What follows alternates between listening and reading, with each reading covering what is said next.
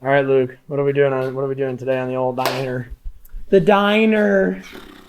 You know, as they say, your typical Harleys leak all over the floor, and if you check out the floor, they would be right about that. I'm going to show you the spot where she was sitting. We put the other motorcycle here, but that's where the Dyna was. Ironically enough, this is parked now over that spot. But she was leaking a little bit, so we're going to fix her up. Actually, that's evidence, too, I think, of her leaking. Come on over, check her out. The old primary, you do the finger swipage. So why does this happen? Like, what's just the gasket? What's going on? So this one, in the mid-crisis of Daytona, had to replace a starter. That's right. So I had to take the primary off, and I just reused the gasket because Gotcha. I couldn't get one. So Yeah. tonight, we're going to fix that problem. We're going to take the primary off, put a new gasket on it, new fluid. Should be good to go. Heck yeah. All right, let's get to it.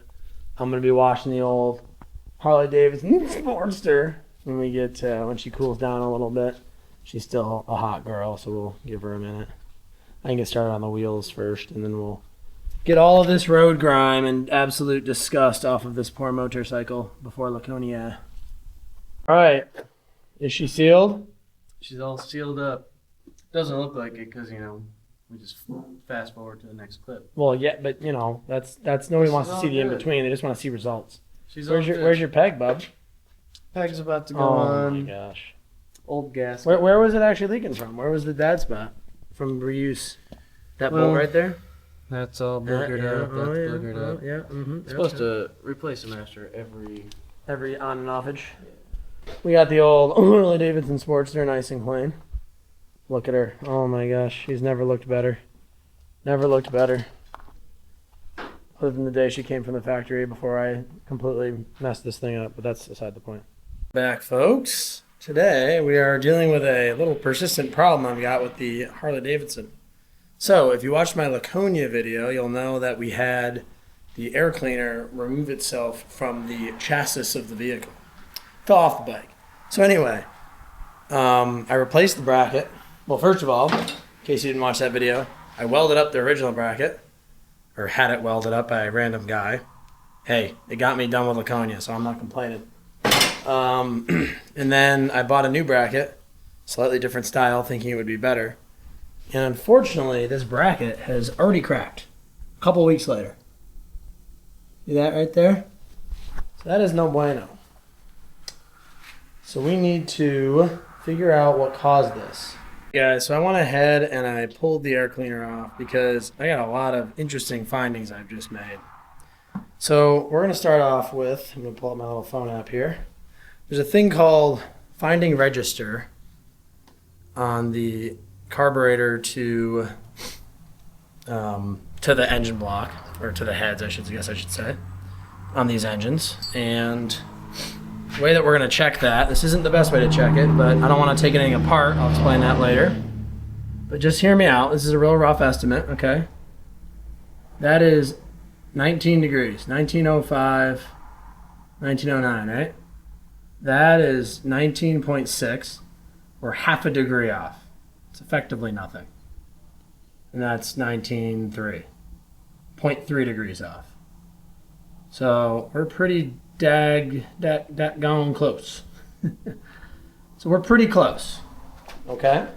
Now this is what's interesting. I then started looking at the spacer plate for the Mikuni Carb. Okay? So first of all, this has an O-ring in it. I took it out. But if we look real close, look at this carb, okay? Look at that indent right there. See that bump? That's from that screw being a little too long, apparently, and it's driving into the carb. What that's doing is pushing this out, which is going to bend that bracket. Okay? Number one. Number two, if you look down here, look at that scuff mark right there. Look at the scuff mark right here. That is hitting, line this up, it's hitting down there, and this whole bracket can't sit flat. Okay, so that's another problem. We got to file that back. I actually started to file that. That whole ledge was actually hitting right there.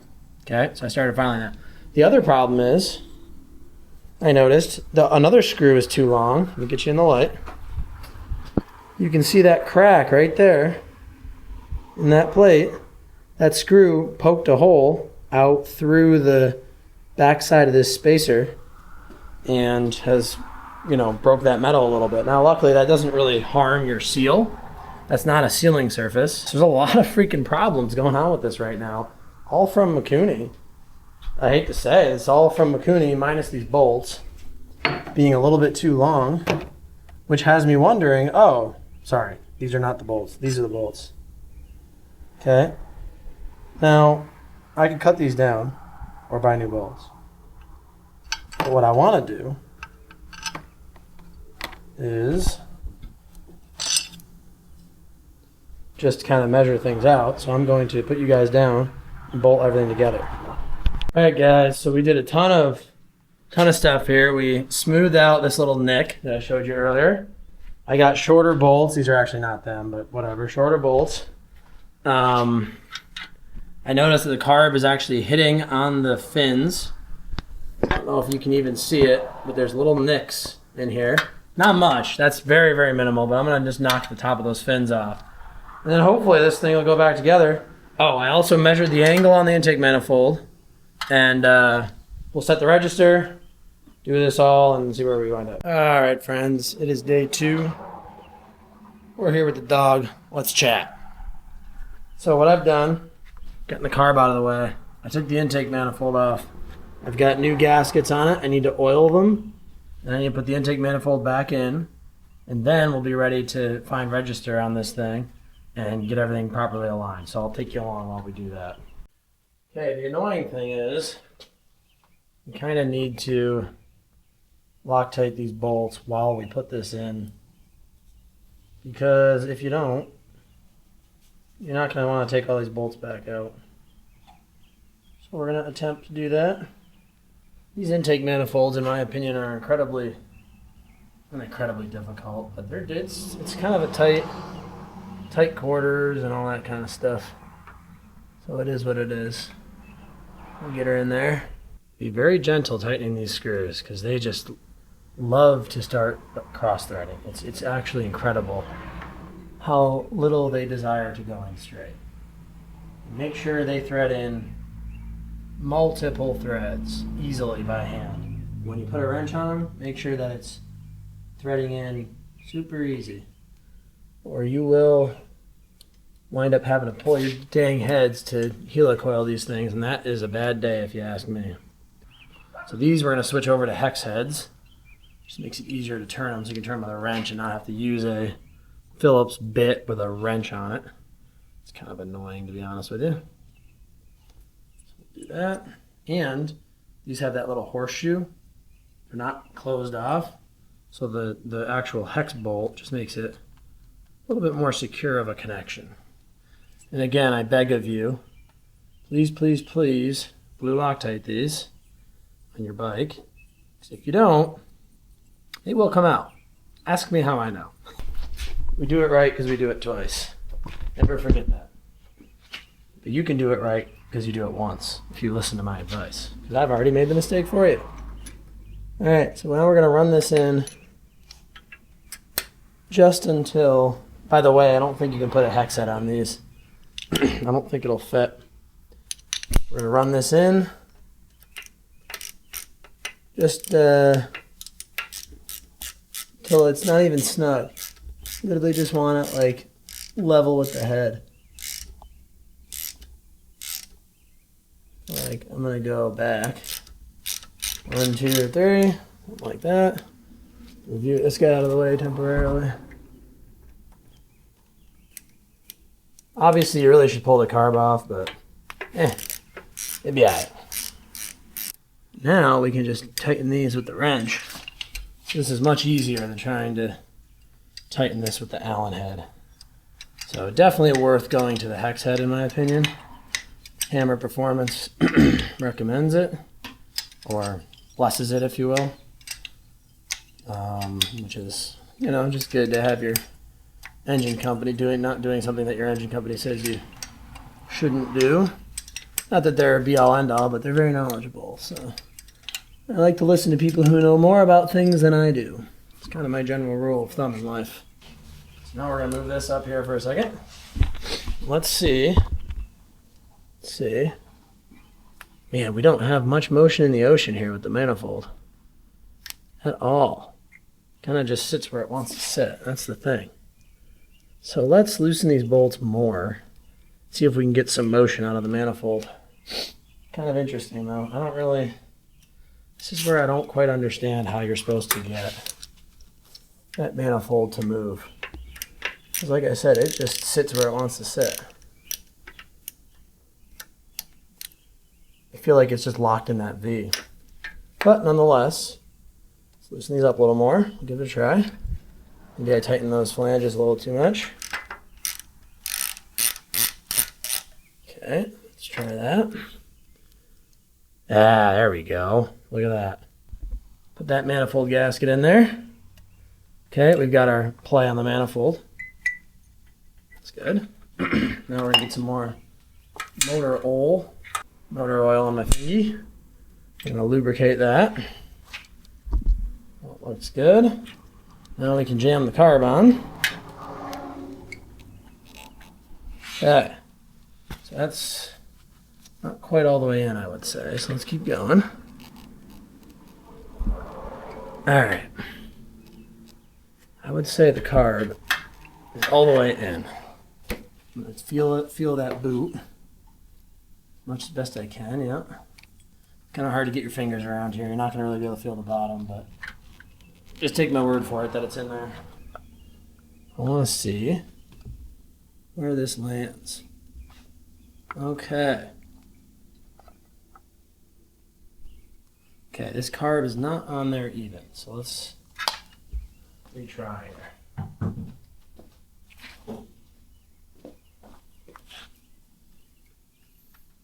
That fuel line is poking it out on the left-hand side, I think. This took me longer than expected, so I did it off camera. But anyway, we're going to go ahead and tighten these down now. And then what I want to do is take a Sharpie and mark the locations in case it moves when I take the carb back off. I won't have to redo this all over again an infinity amount of times.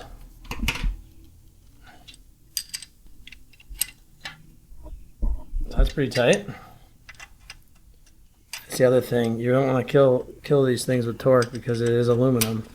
Yeah, like I said before, you want them tight enough that they don't let loose on you. That's where the Loctite comes in, frankly.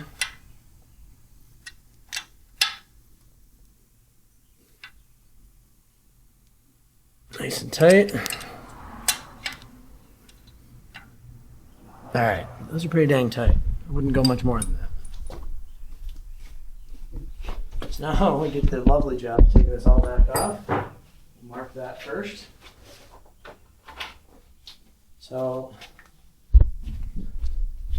I don't mind the little black lines here, but if you do, maybe don't use a Sharpie, but I'm just going to use a couple little dots. Signify where I am. They'll wipe off with some acetone or isopropyl or something like that. So that tells me, those little dots, I don't know if you can see them, that'll tell me if anything rotates on me. So that'll be good.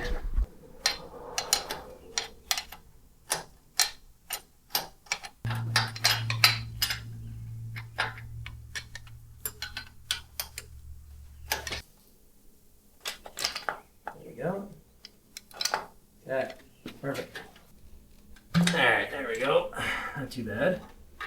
Now we can tighten the rest of the other two bolts. I'm going to check my positioning. Alright, so that didn't move at all. I think we're good to go. Go ahead and tighten these bolts.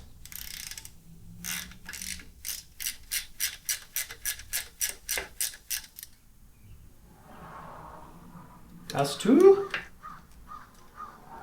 Again, you don't want to go crazy with these. They do need to be tight, so you can't really get a torque wrench in there with any sort of accuracy. So I feel like unless somebody's got a better idea, you kind of just got to feel it out. We'll get this carb back on for the umpteenth time. Alright, we're going to have to get final measurements after we put this on, but that at least make sure that we're not touching before we even get started. You know, there's no tension on anything, it's just hard to get all these pieces to line up. That's all it really is. Okay, now we're going to get some Loctite on there. I just started the bolts, but plenty of Loctite will get inside, so it's not like it really matters if it's out here. It all kind of goes to the same place.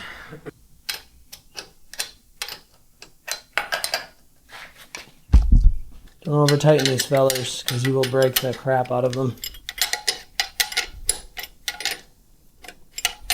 Feel our gauge? See if we got a gap here. Oh yeah, huge gap. Yep, that's perfect. Probably 20 thou, because that's an 8 and it's got like room to play. And then this guy, I can see there's a gap, but we'll put it in there. Yep. A bunch. A large quantity. So that's good. Carb's not hitting the cylinder head. Get everything tightened down. I like where that gas line is better now. So we're going to give this all a shot. See what happens. Where that torque's back.